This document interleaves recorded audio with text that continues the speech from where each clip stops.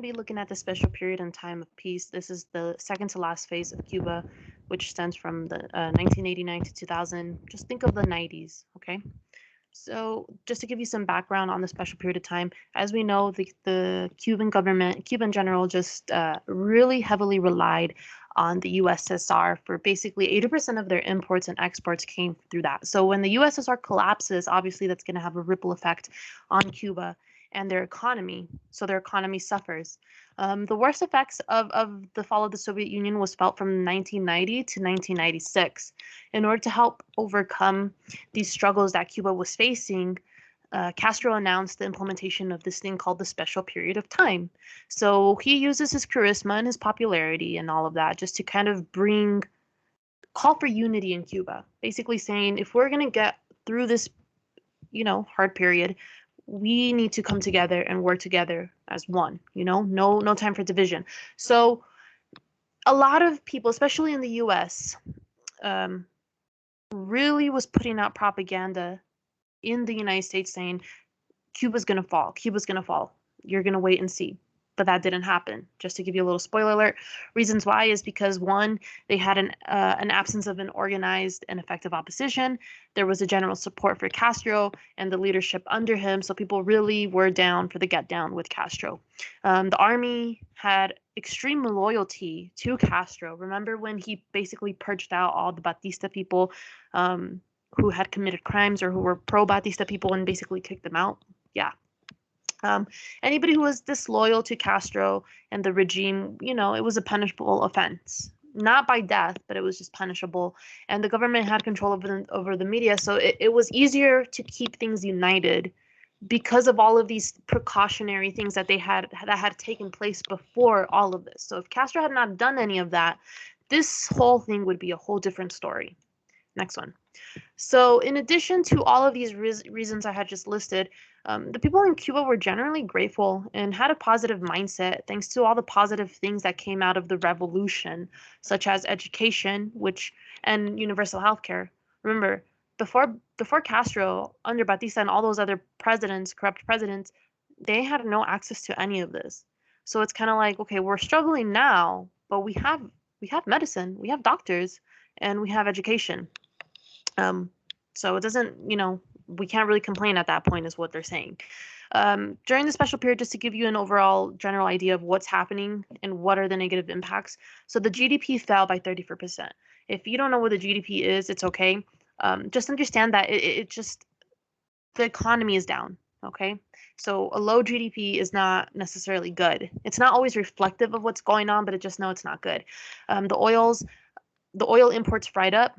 So gasoline, all that stuff. Loss of food imports led to a famine, which will cover all of this, and medical imports fell dramatically as well. Okay, so next one. So the U.S. is seeing this and it's like, yes. Like, this is going to be the time when Cuba falls. Like, I cannot wait, basically, And in order to kind of guarantee that, the United States is like, well, we already got the embargo, so what more can we do to make sure that this happens? Hey, what if we make the embargo even harder, even harsher? So they introduced the Helms-Burton Act in 1996. That's President Bill Clinton basically signs it. It strengthens the sanctions. Both Democrats and Republicans were super hyped up about this and excited.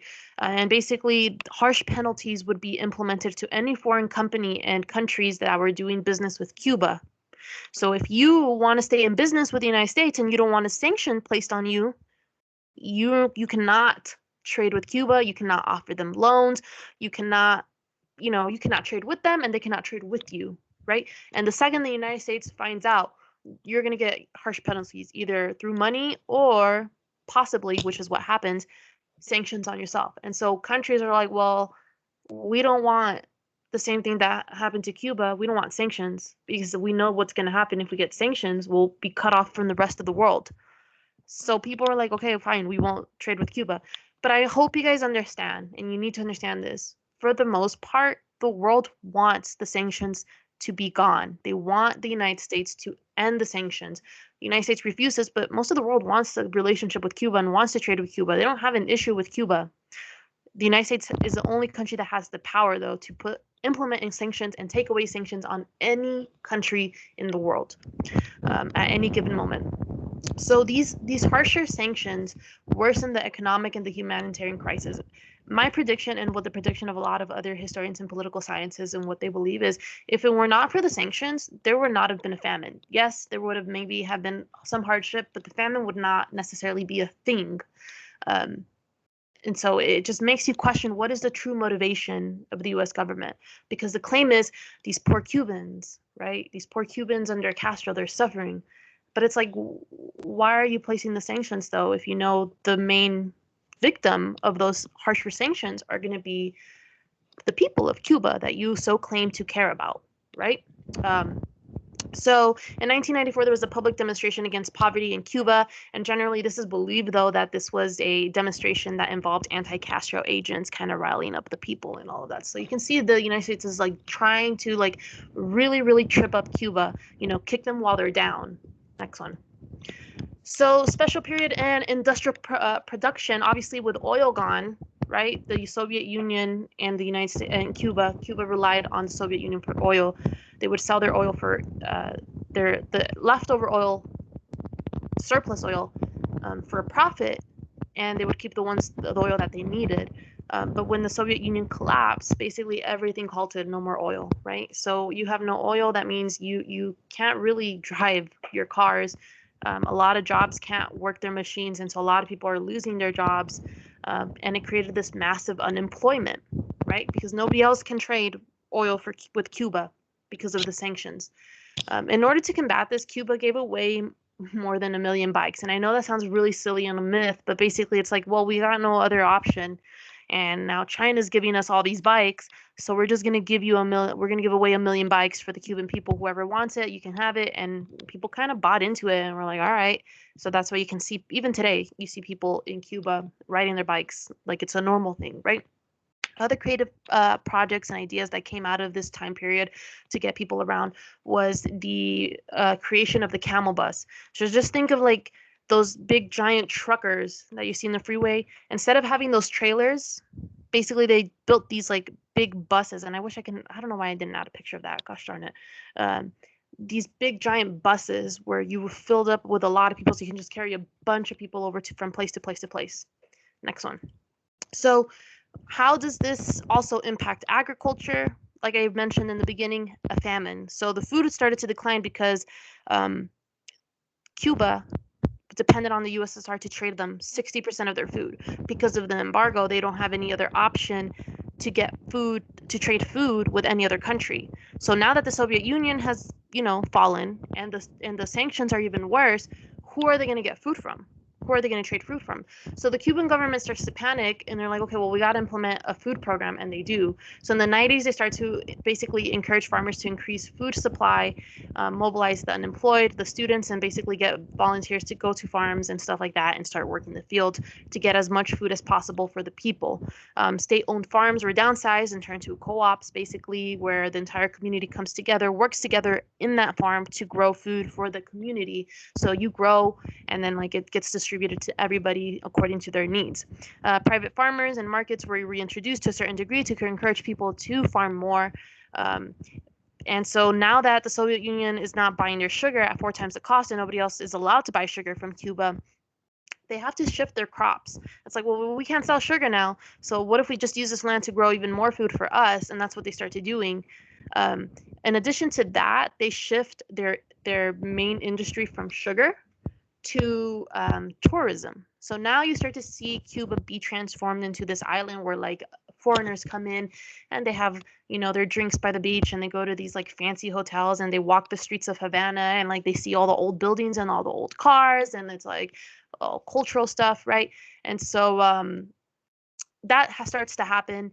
And it works. You get people that start to invest into that, and you got thousands of Americans, especially by the early 2000s, going to Cuba, defying the United States. But it's not like the American citizens can take a plane from the U.S. to Cuba. There was a short period of time where you can do that under Obama, but then Trump came in and it's like, no.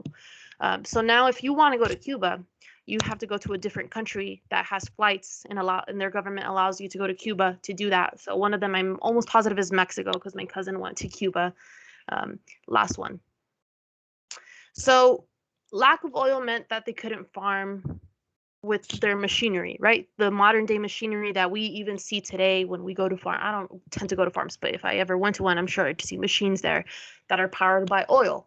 So it's like now they can't use it because they don't have any oil. So they have to kind of just redo things and go to the old school, right? And they start to bring in these experts. For some reason, Australia has a bunch of experts on agriculture. And so they bring them in. And so these Australians are sharing techniques and working with the Cubans and looking at the land and the conditions and like what is possible in Cuba and what is not.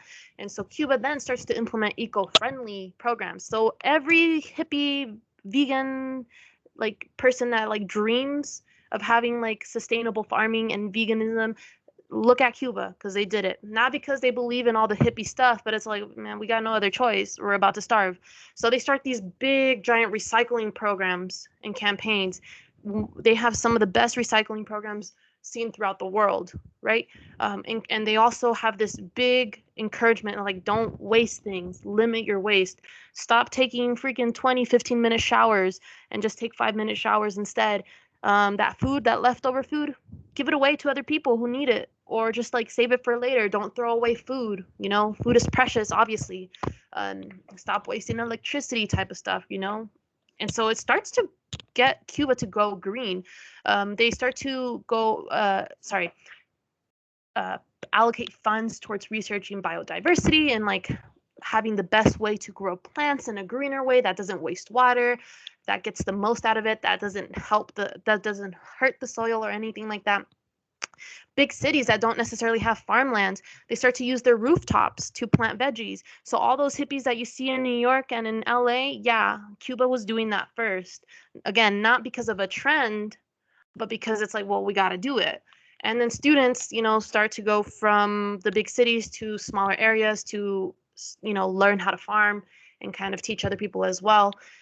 With the implementation of these programs, the famine was not necessarily over, but it was alleviated to a certain extent. So it starts to work bit by bit, bit by bit. And due to the shortage of animals and diets, this diet change in Cuba went from like this country that like always had like carne, meat on their plate, just like Mexicans, carne asadas, to all of a sudden overnight being fully vegan. Almost everybody in Cuba is basically borderline vegan now. And farmers could just sell their surplus of crops and make ends meet. So it helped. All of this helped. But anyways, that's it. I'm going to leave it now. Have a good